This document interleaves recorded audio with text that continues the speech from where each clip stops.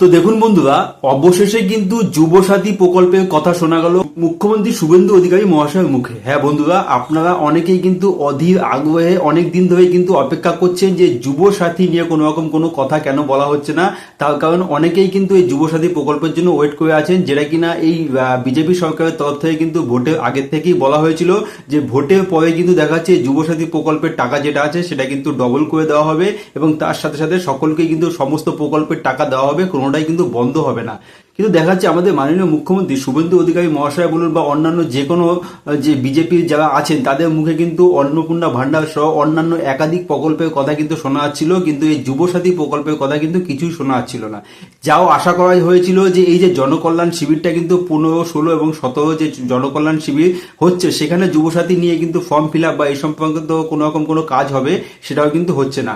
তো সেক্ষেত্রে কিন্তু মানুষের মধ্যে একটি এই যুবসাথী প্রকল্প নিয়ে একটি কিন্তু দেখা যাচ্ছে প্রশ্ন তৈরি হচ্ছে, তাহলে কি যুবসাথী প্রকল্পটা বন্ধ হয়ে যাবে বা কবে দেবে, কত টাকা দেবে, কাদের কাদের দেবে, এই সমস্ত কিছু। তো বন্ধুরা, এই সংক্রান্ত কি আপডেট আছে, আমাদের মাননীয় মুখ্যমন্ত্রী শুভেন্দু অধিকারী মহাশয় এই সংক্রান্ত কি বলেছেন, আজকে ভিডিওতে কিন্তু আমি আলোচনা করব।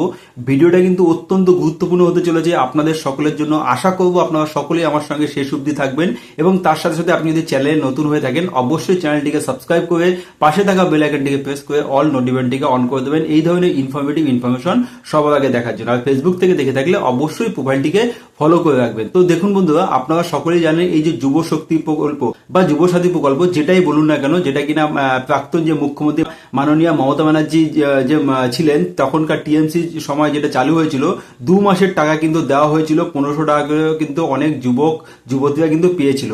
তো সেই ক্ষেত্রে দেখা হয়েছিল ভোটের পরে কিন্তু যেটা বিজেপি সরকারের তরফ থেকে বলা হয়েছিল যে কোনো প্রকল্পই কিন্তু বন্ধ করা হবে না এবং এই টাকাটিকে ডবল করে 3000 টাকা করে দেওয়া হবে। তো সেক্ষেত্রে কিন্তু দেখা যাচ্ছে যে আমাদের যে মাননীয় মুখ্যমন্ত্রী আছে তার মুখে কিন্তু অনেকবারই কিন্তু এই অন্নপূর্ণা যোজনার কথা শোনা যাচ্ছে বা অন্যান্য আয়ুষ্মান কার্ড থেকে যে আমাদের অন্যান্য যে কোনো প্রকল্পের কথা শোনা যাচ্ছে, কিন্তু যুবসাথী প্রকল্প নিয়ে কিন্তু কোনো রকম কোনো কথা শোনা যাচ্ছিল না, যার ফলে মানুষের মনে কিন্তু একটি প্রশ্ন তৈরি হয়েছিল তাহলে কি যুবসাথী প্রকল্প বন্ধ হয়ে যাবে। তো এই মুহূর্তে কিন্তু এই যুবসাথী প্রকল্প নিয়ে একটি বড় আপডেট আছে।